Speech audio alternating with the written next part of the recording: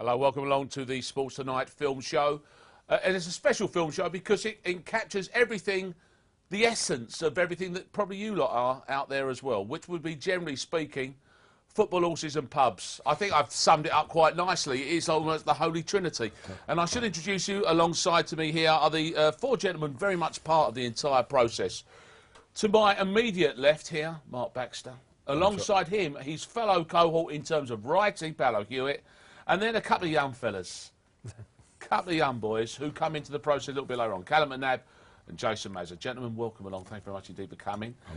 We will be spending plenty of time talking about the film, but also about the wacky world of football, which I know that you all have a direct affinity with. But just so that you get a general idea of what we're talking about, here is the trailer for the brand new film coming out April the 27th, Outside Bet.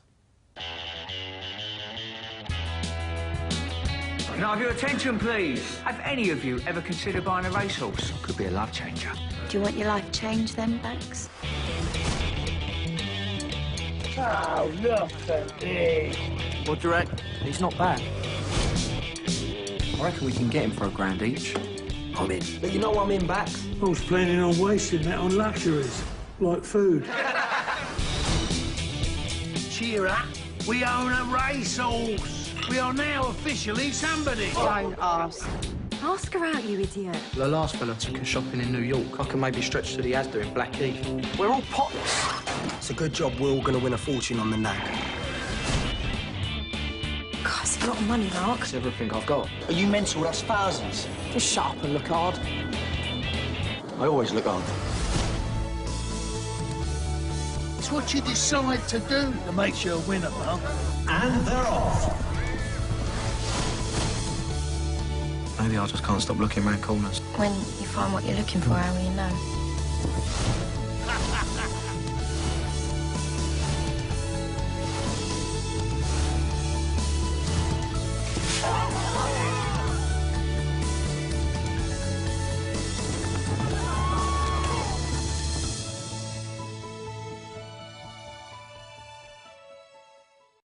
There you go. It's called Outside Bet, and as you can see, as much as anything else, horses, chat, banter, fun, frolics, but also the younger generation and the older generation of performers. You got away from these two fellas here, and you got Bob Hoskins, Jenny Agutter. You can't believe it, Phil Davis. What a setup! But the nice thing about it, gentlemen, is that it's got a great starting point as a story. And I suppose the place we best start is with the two Baxes sitting in front of me, which is Mark here, who was the original Baxter, of course. Yes, indeed, yep. And then Callum, who becomes, and you can actually see impersonator. why. Absolutely spitting image. But the problem I had there was I was looking and I thought, hold on, I was Double a little bit confused. You got Double confusion, vision, yeah. I did. Easily done. Let's go back to ground zero. It's probably the easiest place to start then. Where does this whole story start? 2007, just started writing stories down from my childhood, which was always based in pubs. You know, my dad was a pub singer, club singer. He started taking me to pubs about 12, when I was 12, 13. Loved the culture, loved the people, good characters, funny. My dad then sadly died in 2000, but I before even he died, I had the stories going around my head about just documenting that time and being around those people, and it's something I really wanted to do. And then previously I looked up with Paolo when we did a book called The Fashion of Football in 2004. So I had a little exposure to the publishing world. So I had these ideas. I thought I'm going to try just write the stories down. Never written a book before. Not quite sure. Wasn't quite sure how it all worked. So we was doing it as almost like a chapter at a time. So that's where Paolo jumped in, because obviously, Paolo, you know, that's your world, isn't it? The world of journalism, the world of authoring. Apparently so. Indeed it is. And we're developing the story here, of course, and developing characters, which, of course, is interesting in its own right. But you've got the plot, and you've got a horse in there as well. Yeah. Now, when you're doing this, you've got to get to the point where you think to yourself, you know, it's going to have to get to that point. We're going like, is he going to win? Is he not going to win? We're not going to give him up the way, but this is upbeat, isn't it? Let me put it that way. Yes. Well, most things have to be. You know, people need. You know, you have to go out on a happy ending. So we did. Say no more. In a way of saying no more, and yet saying so much. But I think that's a good thing. Gentlemen, then you two. Okay, now we're at the film. So first of all, you two chaps are going to be kind of, you're like Damien Hirst kind of installation, aren't you? Set in the 80s aspic there somewhere, because this is going to be people who know your faces from football films anyway, won't they? Yeah, they will. Rise of the Foot Soldier for you, and I've done 2. I've done The Firm and The Football Factory as well, and a little bit in Rise of the Foot Soldier as well, actually. So I've done them all. Have you got those kind of faces? Yeah, I must have. He's got a pretty face, so I don't know how he's in so many of these movies. Yeah, but they're the scary ones, aren't they? Because they lull you into that false babyface assassin. Exactly. Solskjaer. You are, aren't you? There is something slightly faintly Norwegian as well, I thought you've got going on there, wasn't it? Well, sort of from the Highlands of Scotland, they're all Vikings. It's all there. No, it's all there. It is all there. So it's interesting, in the sort of like the broad stroke of the film from that point of view, lads. It is interesting because you are involved in that kind of like that British film industry which can be tough and gritty and urban. Yeah. But this is good time, isn't it? Well, that's what he cited me about. I'm sure Callum's the same, but we sort of have done them films. I mean, and sometimes British films do get a bit of a not bad press, but they can be quite gritty. I'm a massive fan of British film. I love them, but sometimes people do go, look, it's another gritty film. It's another sort of depressing, downbeat, gritty British film. But this one, I think, is complete opposite to that. Really, it's got a real. These guys have done a great job, and it's got a real beautiful heart to it, and it's about friendship, and it's and it's just a really beautiful story. So that's what excited me to get involved. Yeah, it's a positive story about working class people, which we don't see in films. I don't. Do you know what? The word or the phrase might arguably old-fashioned. Yeah. But I have no moral dilemma with it. It's old working class. It's where the world you're from. It's a mix. It's a great mixture, isn't it? Salt of the earth. Even when I was writing it, I kept thinking back to the sort of eating comedies like Passport Pimlico, which I love them films. So I kept thinking, why can't you update it? Obviously update it, but you can still get the sort of general ethos, which is just good. Nothing really bad really happens. It's just a. And what did you go and see? Which the tipping point was. What's it called? History Boys. The History Boys at the National. Memorable. Memorable play. For some reason. But yeah, went to see the History Boys. Yeah, and because I was writing this book and I had no idea really what I was doing. I was trying to write 7 characters speaking in a pub, the dialogue, and I had the words and I knew the banter, but I just couldn't think of the way of it working. I was watching the play. I got a £10 ticket and went and saw it. Got that much? Yeah, and halfway through it, I said to the missus, I've now got it. So Mr. Alan Bennett really is the inspiration. Behind this. He called me the next day and he said, I'm going to write a play. I was just sitting in history books. I'm going to write a play. I can't be that hard. I thought it can't be that hard. Yeah, exactly. I've just delighted you to go and get £10 ticket for Cats then, because you two, prancing around in leotards, telling the story of like this hardcore South London boom that wouldn't make any sense. Next one. It's only a matter of time.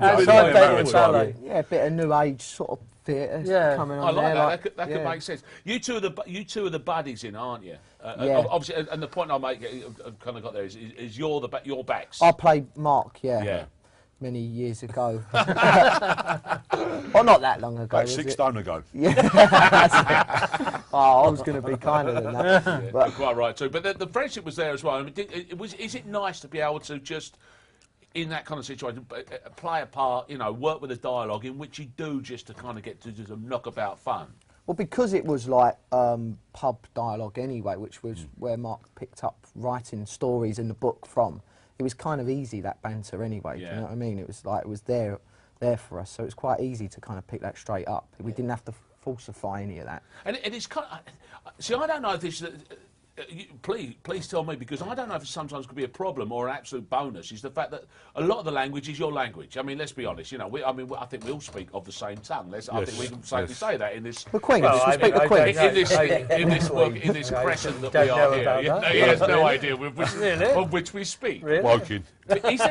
Do you find it easier as actors because basically kind of using your own tongue, using your own rhythms? Is that a preference, or would you rather as an actor kind of like go completely out of character?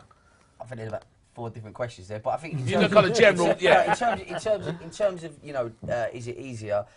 Yeah, but also I think it's just to do with good writing, really. When I can appreciate that as a London-born actor. I think when you read that script and you straight away if that dialogue's come from a real place and a place of truth, and I think they did that, and that's what excites. You know, when you read that, you go, yeah, this is bang on the money. This is come from a place of truth, and you know, and if you haven't got a script that's like that, then you're working hard to sort of either adapt it if the character, you know, you're working hard to adapt it. Do you know what I mean? I suppose that's a massive point. It's okay if it's your own tongue, if it feels right. Yeah. But if it's someone force-feeding you kind of phrases and language... Well, if something doesn't quite sound right, we was fortunate that we know that world very well, wasn't too far away from us, so we could pick up on that straight away. And the guy who directed the film, Sacha, Bennett, was open enough for us to say, look, you know, can I change this word to that way or change it round a little bit and to make it more natural, and which we done sometimes, but we didn't really need to because it was all there. It was all there. When Mark started sending me the chapters, that's what got me excited. You talk about the language for you is the thing, dialogue was so, it was just there, you could see it. It was just brilliant. Because most other, when I write a book, I like to read around it.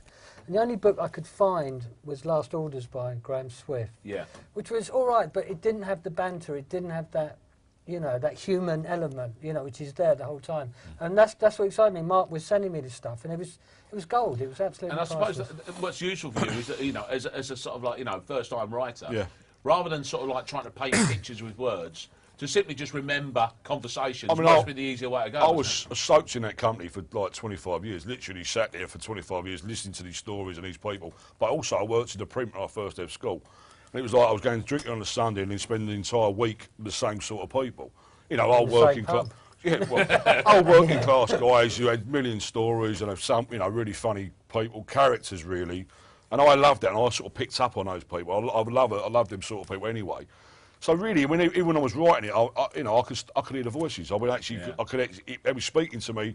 Very easy for me to write. I mean, when I first met Mark, he used to talk about this, and he used to say to me that he wished there were 4 cameras at that table of a Sunday. He said, you wouldn't believe the dialogue. I just think, what's he on about? Well, of course, nowadays there would be CCTV because, of course, of all the criminal activity. I don't think they're allowing the Flying Dutchman. No, it's the last thing you need. Okay, they'd sell them. Don't doubt it. Outside Bet is the film. We're going to be talking about that a little bit more after the break.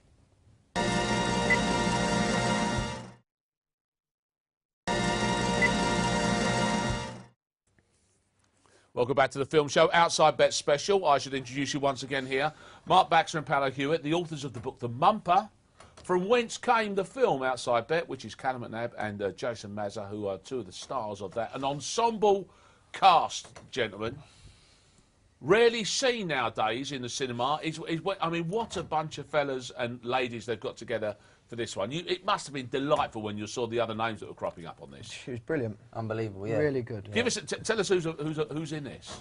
Dudley Sutton, Bob Hoskins, Jenny Agutter, Phil Davis, Rita Tushingham, Perry Benson, Adam Deacon, Emily Attack. I mean, the list goes Jason on. Mazza, Callum McNabb. Nice work, lads. Well played. See how we done that. Got to you. They do that on the one show, don't they? Introduce Terry each other. Stone. Terry Stone. I'm very uncomfortable with that style of introducing each other. Oh, really? No, it just cut that out. Then, feels weird. No. Never do it again. That's all I'm saying. But it was sort of that thing. What I think is really nice about the film as well is that you sort of got this generation of unbelievable actors, and hopefully with a sort of a young generation of actors, really. I mean, the nice thing is the story dictates it has to go that way, doesn't it? I mean, because there's the inherent nature of what you two came up with is you wanted that cross-generational thing, didn't you? Yeah, we were sort of playing fantasy films about 5 years before it ever thought about it. And they were saying, who would you like to play your dad? Who would you want it? And I was saying, Phil Davis, my dad. Seriously. You called Phil Davis? I had no input in it at all. And I thought I'd always loved his work. I thought, especially Vera Drake, I've always loved that film. Obviously saying Callum McNabb. Yeah, immediately. The kid, before you were born. That's right, yeah. But also, like, you know, obviously the names like Hoskins. I mean, once he was attached to it, well, I was just made up.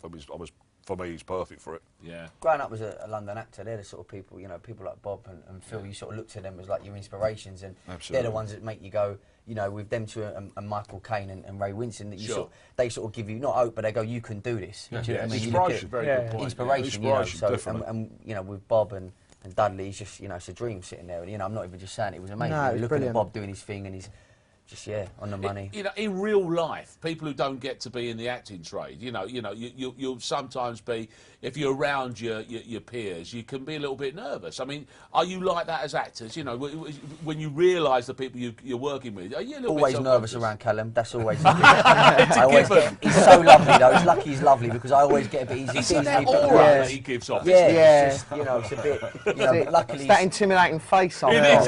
It's silent assassin. You're daunting. Yeah, that's what it That's is. what you are. Yeah. I'm shaking my boots. Don't worry. But luckily, he's very sweet with it. I mean, he's not. Sure. Yeah. Well, we was lucky. They're all really lovely people. I think what I've found is the higher class or the more famous, I suppose, if you like, people that I've met are generally the nicest people. It's normally the people that haven't really done much. Oh, right. That's interesting, awkward. that. Yeah, no, the people that good life lesson, Callum. That. Yeah, no, I think like the likes of Bob and Jenny, they couldn't have been nicer. They were really lovely. And I suppose the thing what you need to do is enter into the spirit of it, don't you? Really, because of course it isn't a $20 million Hollywood budget film.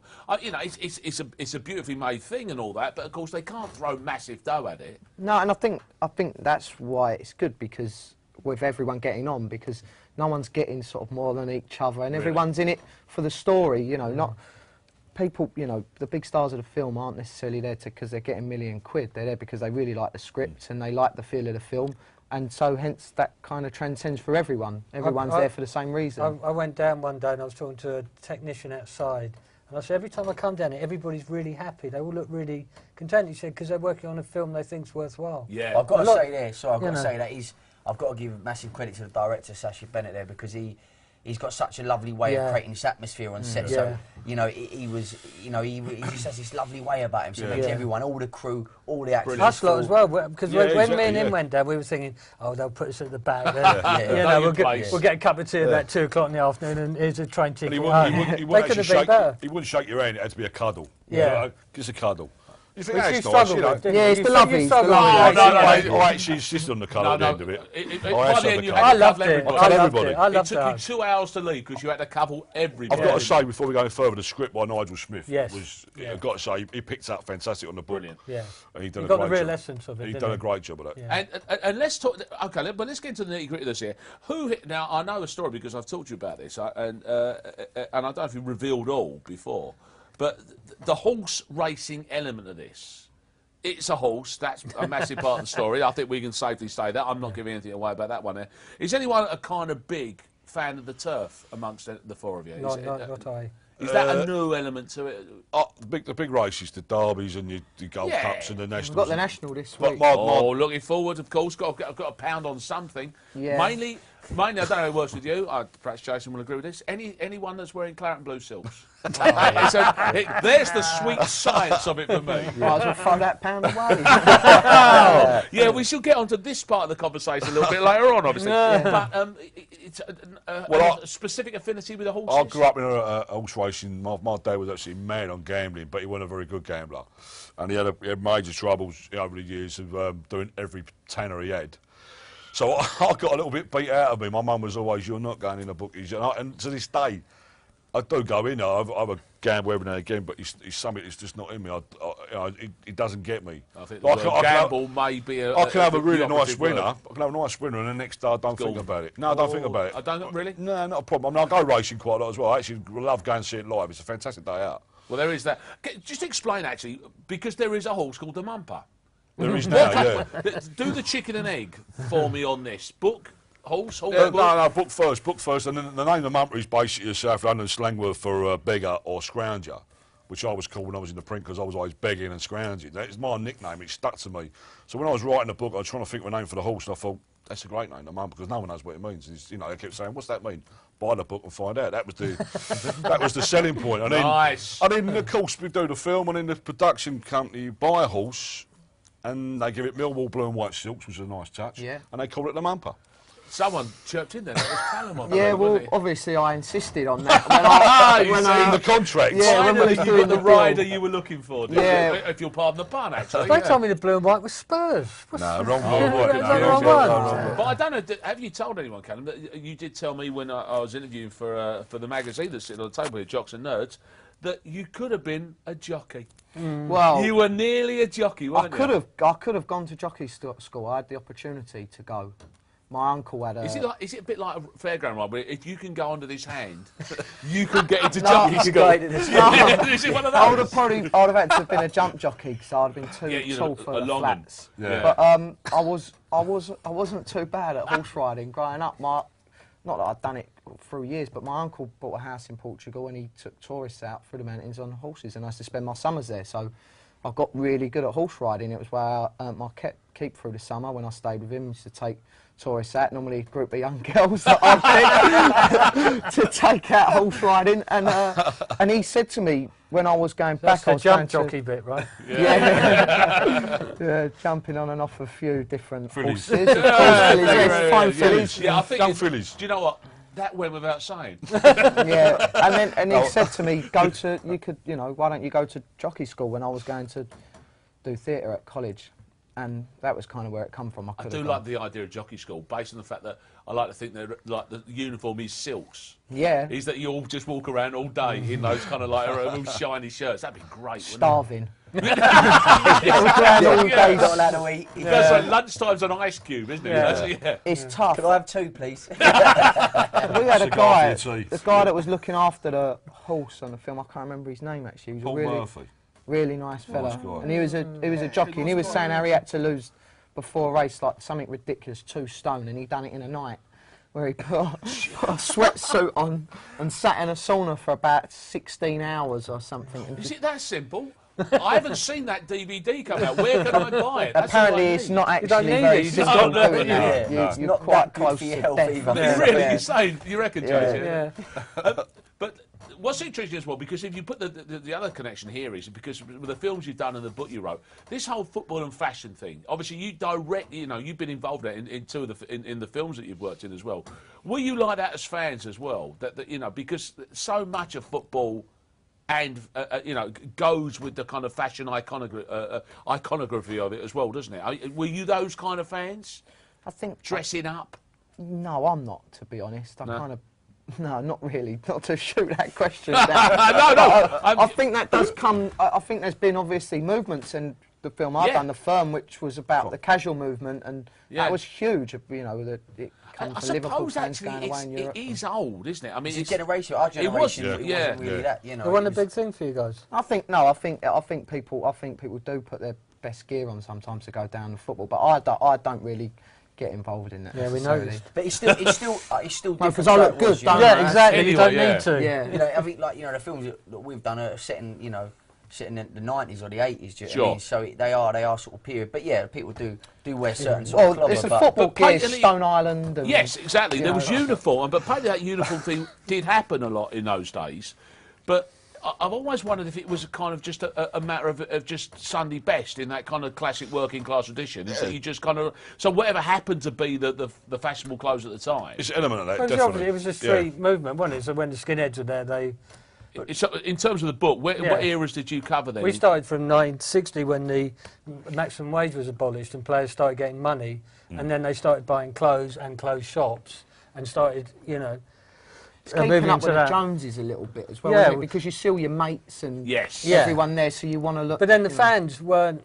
You see, what was interesting about the book was that the fans at one point could dress. You could dress like George Best. Sure. You could go and buy a corduroy jacket. And also, more the a point as well, button-down you'd shirt. want to dress like a footballer. Yeah. Because before that, you wouldn't want to dress like a footballer if But you're a could young then, man, would but you? Yeah, because you look like a pop star. But what's interesting now is that you can't dress like these footballers because they're earning ridiculous amounts of money and spend. So the fans developed their own thing. Is where the casual. But with West Ham, reason why the ICF was formed was because, and the reason why they did have that movement of They're clobber. still wearing some tall clothes. I'm not having I chuck fruit. The old movement behind that was because they wanted to, because it was about the hooliganism and the violence of it. It was, we'd go on different trains. Take the trains, wear different clobber in the city, the city link, and wear different clobbers. It was an army, wasn't it? It was an army, going to war in a Street uniform. army. Yeah, and that's the problem probably as well. Why I don't necessarily like to wear Stone Island to football. It's a bit fug. It's sort of branded now as fug wear, isn't it? It's I spoke to this one casual he was Sheffield United, and he said the reason we got into it was because the the football on the pitch was so dreadful. Most interesting thing was whatever. What got no pair of shoes. Yeah. Oh dear, it's all true. Sorry, we all Sheffield know this will be United. great. More of this when we come back, and I'm sure we'll get back to the film soon as well.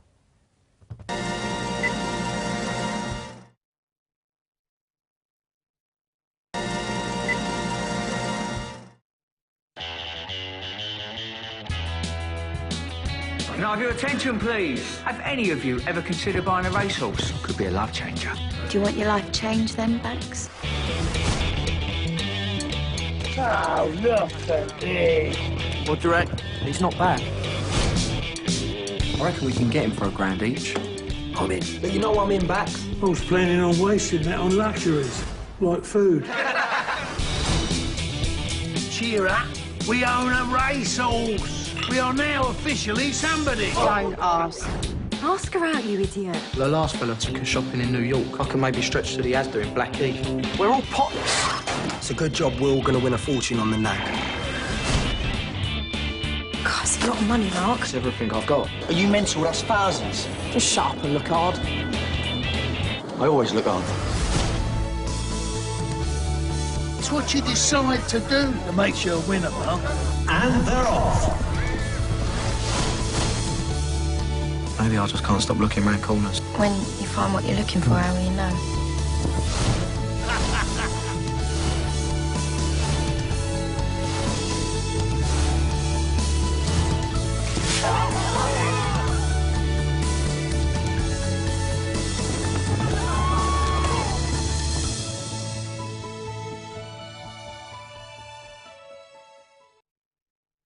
Side bet is the film, as you can see there, but unfortunately the cat is out of the bag. Real life has intervened.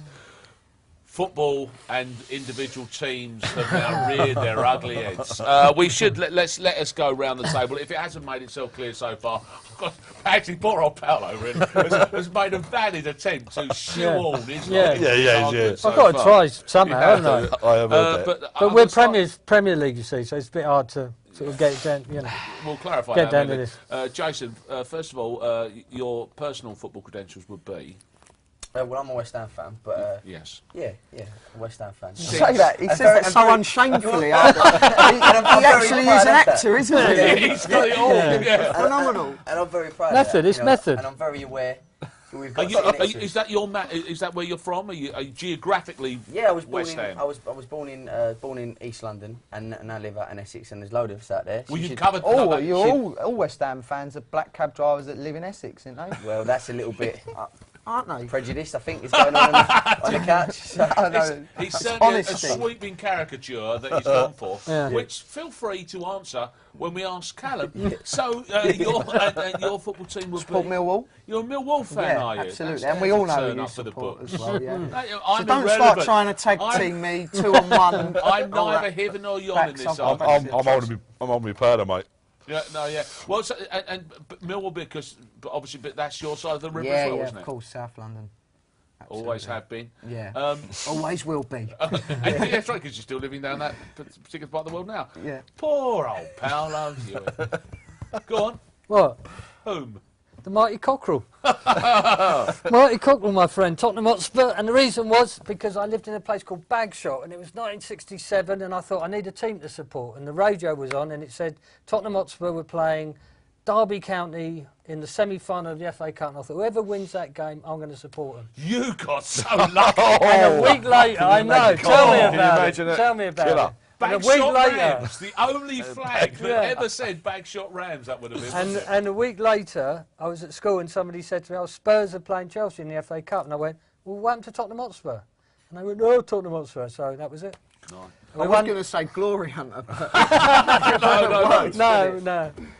So that's why. Oh dear. Oh dear. And just to say it with pride, back. I am, mate. Don't worry. I'm actually but only pride, but remarkable coincidence. Because real backs and fake backs and producer as well. And can I also say there are some very gratuitous Tottenham Hotspur references Did you notice those? in the Well, script. even the ones that no one else will notice, but Yeah, that I you got did, 'em. that I you read all the coded little language. cockerel limping across the back, you know. I saw it. They was West Ham, but Max insisted. Yeah, I know. The Hitchcockian idea is to have a limping cockerel in all the films. Yeah, Isn't it? That's exactly. a nice idea. I like that. Yeah. But of course, the thing is, there's football all through the book, isn't there? This is the thing, and obviously, yes. Yeah, Millwall. Marty Millwall, yeah, and basically taken down the age 5 or 6 by my dad, who'd been going there since the early 50s. No option, absolutely no option. You know, if you want to go football, you're coming down there. There was a great line in the book where Mark talks about that his dad said it's the floodlights. Yeah, you open your curtains, the floodlights you can see will be your team. And I always say to Man United supporters must have effing good eyes. Because you know, support your local side, and it's been like it since the mid to late 60s. I mean, I was a boy down there, 4 or 5, and it's just Callum once said, you know, once you go down there, there's no real glory supporting that team because they don't never really win much or anything really. FA Cup final. Yeah, we had a great day, great days out. There's some great days out, some great players, but it's just the people in the terraces. I love all that sort of banter. Yeah. And obviously we've got 1 or 2 lively boys down here. And the point I would just fill the thought in is that the bizarre thing is that Tony Humphreys, who's the ultimate producer and the catalyst that took it from the book to the film, is Millwall. But you all sat within 2 yards of each other, did you? Yeah, literally, I can see Tony every game across the pitch. Like he's in the posh seats. I'm in the. Well, it's easy when there's only 4 of them there. You wait. Not only an actor, but timing. Yeah. Timing is. But he got hold of the book and the mumper, and he rang me and said one of the first questions he asked me was who do you support. I said Millwall, and he said that'd make it a lot easier. Yeah. Just right away, you know. And I had to go to these meetings. Film developing career, though, couldn't it? If he's going to ask everybody who their say team that, are. we've got Daniel Day-Lewis, Gary Oldman. Quality actors, yeah. Are they? Yeah, they're Lions, mate. Should we even bother to start with the all-star celebrity West Ham? Russell Brand, is it? Russell Brand. No, not Russell Brand, mate. No. Have you seen his films? Mate, he's an old movie. No, I like him. He's funny, but. I'm sorry, I was going to start with David Essex. I don't even know why we're talking about Russell Brand. That's it. You've probably got a few round the square. Big Ray. Exactly. No one's Ray Winston. No one's I pleased. can't. He's good top boy, Ray. Can't you can't do that. Can I just for the Mighty Cockerel put forward Mr. Peter Cook? Very nice. Nice play. Yeah, no, fair enough. Trump card that. The only Soho 60s one that we've managed to squeeze in there. Well played, sir.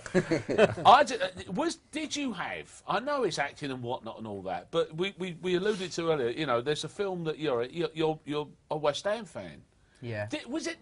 I know it's probably. It sounds like a stupid question, but was there any kind of little seeds of worry in there when you were doing that, or even picking the film? No, not really. Well played. Not at all. Because you know where your heart belongs. Yeah. That was your worst performance, wasn't it? Yeah. No, because... Very unconvincing. yeah. Because the director's a Mad Millwall supporter. Really? I forgot about him, yeah. So, Nick, Nick Love. Nick Love is Millwall, yeah? Yeah, so he said, look, we'll get for it together. It's going to be tough. did you have sort of like AA meeting? Otherwise, at the Foot Soldier, filming nearly stopped because they got a load of West Ham boys, you know, it was a Carlton Leach, and he got loads of his mates down there. And we had to have this big tear up, and they had to divide the teams, and it was Fulham versus West Ham, and they had to split it evenly, you know, 50% Fulham.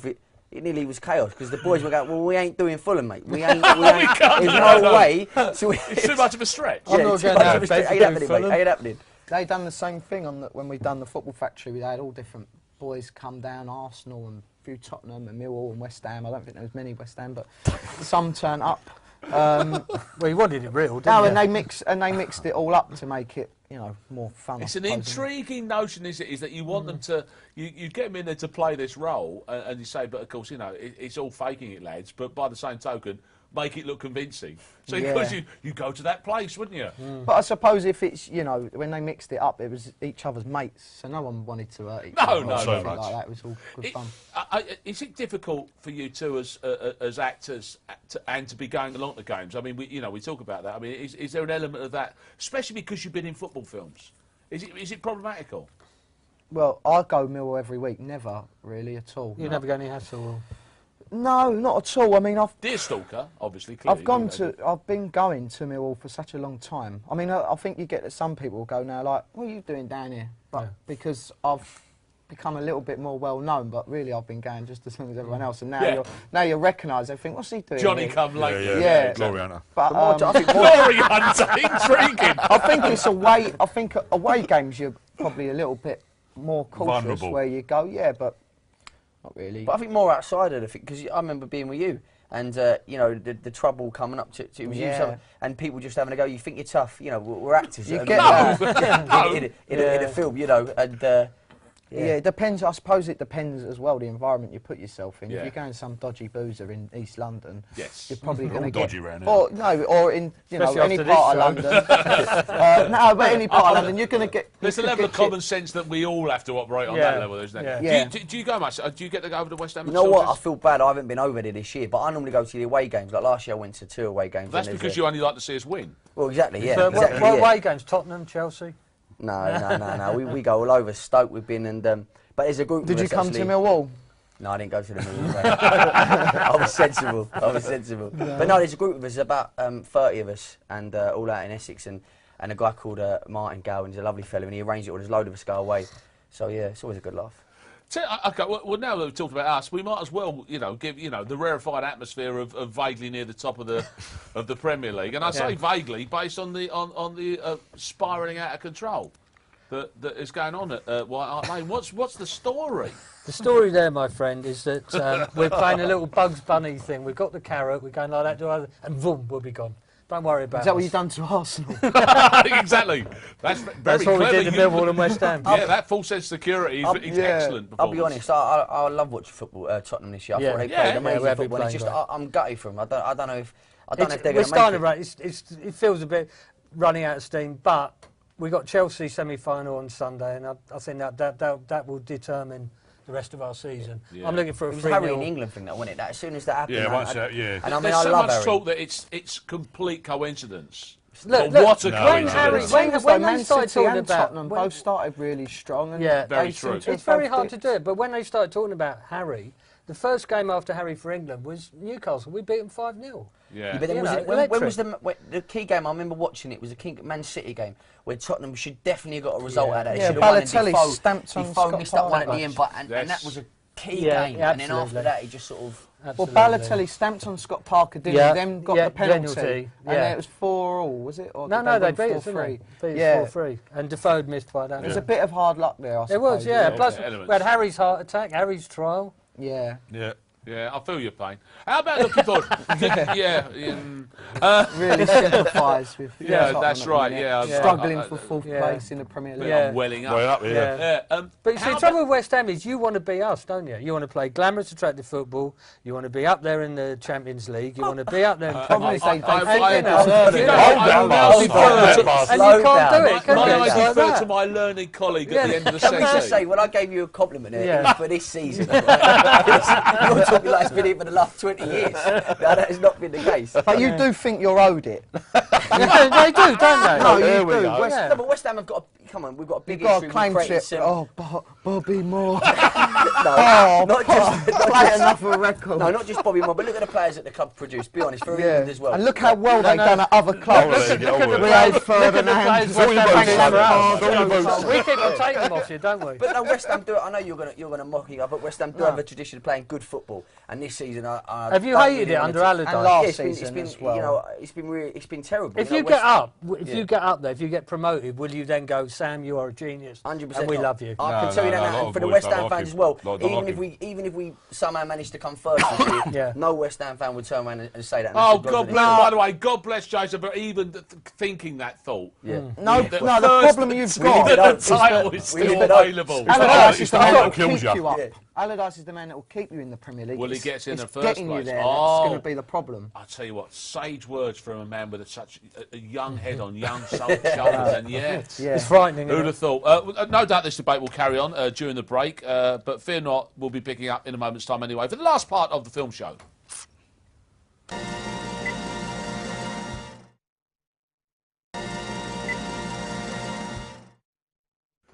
Outside Bet is the film. The debate, though, has turned into a melee But yeah, quite right, too. melange. Because that's right. Yes, melange. it's a melange of football conversation at this stage. I'll have to admit that word. Was there a lot of this? I suppose there has to be. Are you the two football fans on the set, or was the old ones into it as well? No, it was mainly Jason and I think. We was the most passionate about football. and it's not as fun when it's just two of you. You know? No. No, but we you knew each other most before, territory so early. Yes. We knew that. I knew that he was West Ham and you know I was Millwall. Yeah. So we've done this actually before. When we've done a film. They take me out on the road, it's like a routine. It's a double act. Saint and Greavesy. Yeah. It could be the future. What do you look forward to the Europeans with any excitement or anticipation at all? Are you international fans? Football in the summer is going to be brilliant, isn't it? I mean, when there's no World Cup or no European Cup, what do you do in the summer? I know. It's going to be brilliant. Olympics. Yeah, but we've also got that as well. It's a perfect setup, isn't it? Yeah, it's brilliant.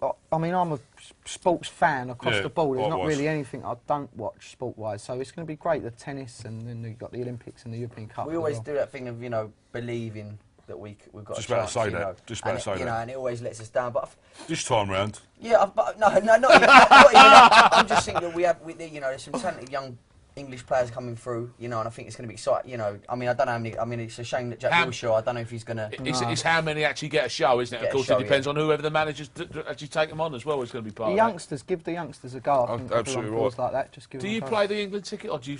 No, you go Italy. Don't you? We should just point out, in case anyone noticed, that Paul here works. You fly. You're more Azuri coloured, aren't you? In these situations? Yes, I am. Well, when I was a kid, I got offered a country which won the World Cup 3 times, or a country which won it once. So. There's a recurring theme. You see this? Semi-final FA Cup. Just won the World Cup. I'll have a go with him. Really genuine. He's a real flick a coin. In terms of the horse racing, now you mentioned earlier on that you've gone along and you've enjoyed the horse racing, which is actually something that not a lot of people have done. Of course, that's ridiculous. Loads of people go. Yeah. But I think perhaps people who've only ever seen horse racing on the telly don't quite understand the atmosphere that goes on there. Is it great fun as an event? It's a great. Obviously, it'd be even better getting a winner in the first race because obviously it pays for your day, which is always a touch. But yeah, the social side of it, the food, the drinking. I've been stag do's and I mean, real laughs. 6 races, do all your money, get drunk, and then come home. Brilliant day out, Yeah. But it's a really nice day. It's a nice vibe there. We're going the day after the film, aren't we? Yeah, there's a race day. There's a race day at Sandown the day after the film comes out. The morning after the night before. Yeah. Well, after it goes on general release. Yeah. So which goes on, by the way, we should just mention. It comes out on Friday the 27th. Friday 27th. That's good. And I know, but did you two boys end up going along to any racing at all? Were you as a direct result? I didn't. We filmed at a load of race courses, obviously, but I didn't get to go. No. Yeah, I went to Royal Ascot with Jenny Agutter. She was given an award there, and she invited me to go with her. Really? Yeah. You look great in the top hat. Yeah, we was in the Royal Enclosure. Don't ask me how I got there, but I was there. So obviously, you're acting alongside her, but were you expecting a phone call like that? No, not at all. It was out of the blue. The funny thing was, I was out. It was late at night. It was about 8, 9 o'clock, and I was out walking the dog, and I come home to my mum's, and she said, "Oh, Jenny Agutter's just been on the phone like that, yeah?" And I said, "Oh, it's like 10 o'clock. I'll ring her tomorrow, you know what I mean?" Mum said, "No." It's the Queen. It's the Queen. Queen's call. She said, "It's important. It's something about Ascot." And I said, "Oh, look, I'm sure it's not to go down there now, Mum. I'll ring her tomorrow." That's right. Yes. Yeah. It's the night race. Yeah. See, 3 o'clock, 3 a.m. No, it was brilliant, and we had a brilliant day out that day. We went and had the meal and the drink and whatever else. Didn't get a winner, but always get a winner. Always get a winner. No, always get a winner. Stand very close to him indeed. Yeah. So the anticipation for the film obviously is there. Are you looking forward to people seeing this? Because of course it is a unique film experience from the British cinema of recent times, isn't it? I think this is the big point, isn't it? I think that sometimes, we've had the credit crunch and, people have enough to worry about in their normal day lives, I think it's nice just to be able to go to see a film and provide with a good feeling, a positive feeling, and And actually, I think, you know, so I really hope that people go out and search for the film and go and find a film. And I'm an advocate of supporting British film, you know, obviously, you know, I mean, but I do you somewhat involved yourself on a general basis, Jason. Yeah, exactly. But I do, you know, I think that when we do it right, we do films really well. I think, you know, this is definitely a film to go and see. You know? Yeah. I mean, this because of course you won't necessarily. This is a good point, isn't it? You won't necessarily have seen these kind of scripts coming over your desk all the time. We know that what you've done before in terms of films. You kind of, I guess, you see quite a lot of that. It must have made a pleasant surprise when you saw it. Yeah, that's why I think I was really keen on doing it, and really enjoyed doing it. And I've seen the film, and I've enjoyed the final product of it as well. I think it's a really good film. I do. I believe it's got that spirit. Film. Yeah, I think so. I hope everyone goes and sees it, and it does really well. But on a selfish sort of point of view, I'm pleased with it for myself. I thought it was really good. Yeah, very that's good. Important. Yeah. And I suppose this is the beauty of it, lads, isn't it? You two, naive young fools, going in and writing this feel-good story about, you know, working-class South Londoners and taking a bit of a punt, and you know, there's some tears along the way. That wasn't a formula that was going to be guaranteed for success at all, was it? We couldn't get a publishing deal for the book. You know, I had to self-publish the book at the start. No one even believed in the book, let alone the film. So where it's come from to where it is now is a million miles. And it's like the guys, I've seen the film. I'm really proud of it. I'm proud of it anyway, but I'm really proud of what they've done with it. They stuck to the ethos of the book, and you know, it's a good vibe, a very good vibe about everyone involved. Even at the day, we all got on great. You know, we always do. When we World Cup. So yes, I really hope people enjoy it. You know. I'm looking forward actually to the sequel when you're all in your best bib and tuck, and you go. I hope someone throws the camera across that when you're all looking smart at the post-film release race day. That's going to be good. Yeah, that'd be a good day. Yeah, we'll enjoy that. I think you're going to do it proper Beano style. No, I think the actors have got a box. I think the writers, we're trackside. I don't think we're going to get in a box. I might have a scream up about that. I'm sure we'll come down and rough it. Would you? No, we're going to come up there, mate. Could you say hello? Could you? We'll send someone over. Yeah. Oh, they're so good, aren't they? And as the warmth and the feel-good factor just comes wafting off the settee. Oh, like we were saying, we was all in it together. The spirit is gorgeous. I'm sorry, lads. I'll leave you for this kind of general group hugging thing. Thank you all for watching. That was the film show Outside Bet on April the 27th. Here's one more taste for you before we go. See you later. Can I have your attention, please? Have any of you ever considered buying a racehorse? Could be a life changer. Do you want your life changed then, Bax? Oh, look at this. What do you reckon? He's not back. I reckon we can get him for £1,000 each. I'm in. But you know I'm in, Bax. I was planning on wasting that on luxuries, like food. Cheer up. We own a racehorse. We are now officially somebody. Don't ask. Ask her out, you idiot. The last fella took her shopping in New York. I can maybe stretch to the Asda in Blackheath. We're all pots. It's a good job we're all going to win a fortune on the nag. God, it's a lot of money, Mark. That's everything I've got. Are you mental? That's thousands. Just shut up and look hard. I always look hard. It's what you decide to do that makes you a winner, Mark. And they're off. Maybe I just can't stop looking around corners. When you find what you're looking for, how will you know?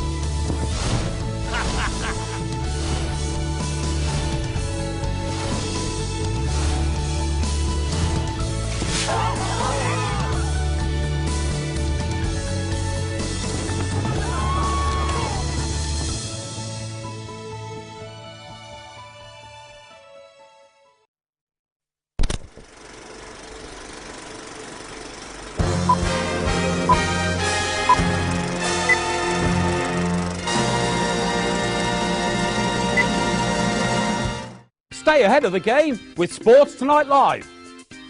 Don't miss a thing. Subscribe to our YouTube channel. Search for Sports Tonight Live on Facebook and like our fan page. Follow Sports Tonight TV on Twitter and tweet us your thoughts and opinions. Sports Tonight Live. It's the platform for the fans. I think that's a good thing.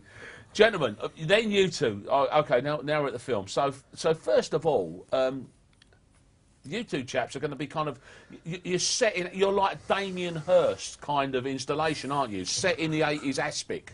there somewhere, because this is kind of when people know your faces from football films anyway, won't they? Yeah, they will. Rise of the Foot Soldier for you, and I've done 2. I've done The Firm and The Football Factory as well, and a little bit in Rise of the Foot Soldier as well, actually. Yeah.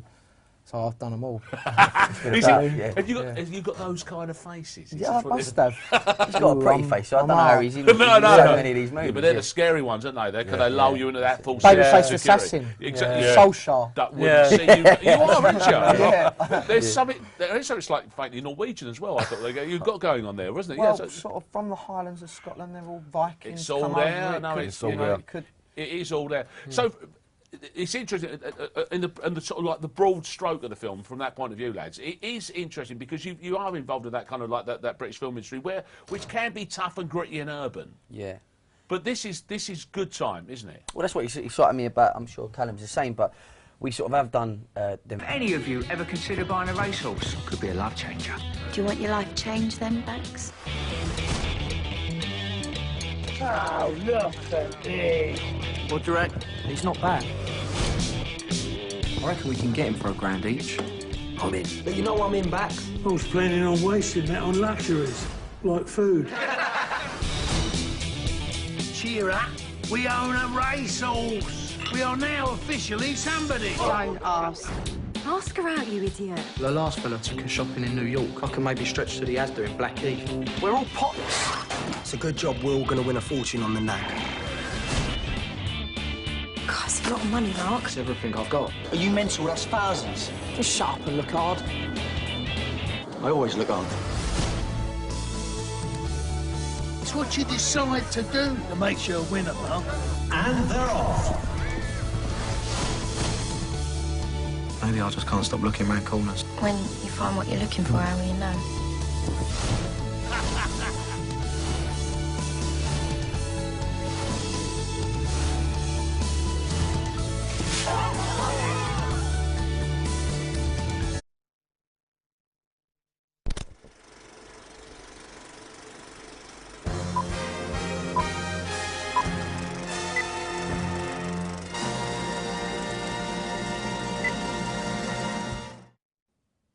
Hello, welcome along to the Sports Tonight film show. And it's a special film show because it captures everything, the essence of everything that probably you lot are out there as well, which would be, generally speaking, football, horses and pubs. I think I've summed it up quite nicely. It is almost the Holy Trinity. And I should introduce you, alongside to me here are the 4 gentlemen very much part of the entire process. To my immediate left here, Mark Baxter. Alongside him, his fellow cohort in terms of writing, Paolo Hewitt. And then a couple of young fellas, couple of young boys who come into the process a little bit later on. Callum McNabb and Jason Mazza. Gentlemen, welcome along. Thank you very much indeed for coming. We will be spending plenty of time talking about the film, but also about the wacky world of football, which I know that you all have a direct affinity with. But just so that you get a general idea of what we're talking about, here is the trailer for the brand new film coming out April the 27th, Outside Bet. Can I have your attention, please? Before even he died, I had the stories going around my head about just documenting that time and being around those people. And it's something I really wanted to do. And then previously I hooked up with Paolo when we did a book called The Fashion of Football in 2004. So I had a little exposure to the publishing world. So I had these ideas and I thought, I'm going to try just write the stories down. Never written a book before, not quite sure, wasn't quite sure how it all worked. So we was doing it as almost like a chapter at a time. So that's where Paolo jumped in, because obviously, Paolo, you know, that's your world, isn't it? The world of journalism, the world of authoring. Apparently so. Indeed it is. And we're developing the story here, of course, and developing characters, which, of course, is interesting in its own right. But you've got the plot, and you've got a horse in there as well. Yeah. Now, when you're doing this, you've got to get to the point where you think to yourself, you know, it's going to have to get to that point where we're going, like, is he going to win? Is he not going to win? We're not going to give up the way, but... this is upbeat, isn't it? Let me put it that way. Yes. Well, most things have to be. You know, people need. You know, you have to go out on a happy ending. So we did. Say no more. In a way of saying no more, and yet saying so much. But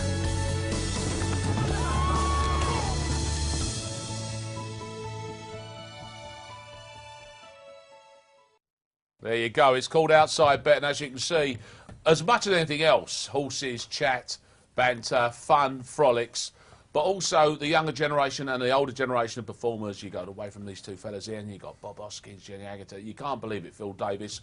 What a setup! But the nice thing about it, gentlemen, is that it's got a great starting point as a story. And I suppose the place we best start is with the two Baxes sitting in front of me, which is Mark here, who was the original Baxter, of course. Yes, indeed, yep. And then Callum, who becomes, and you can actually The see impersonator. why. The impersonator. Absolutely spitting image. But the problem I had there was I was looking and I thought, hold on, I was Double a little bit confused. You got Double confusion, vision, yeah. I did. Easily done. Let's go back to ground zero. It's probably the easiest place to start then. Where does this whole story start?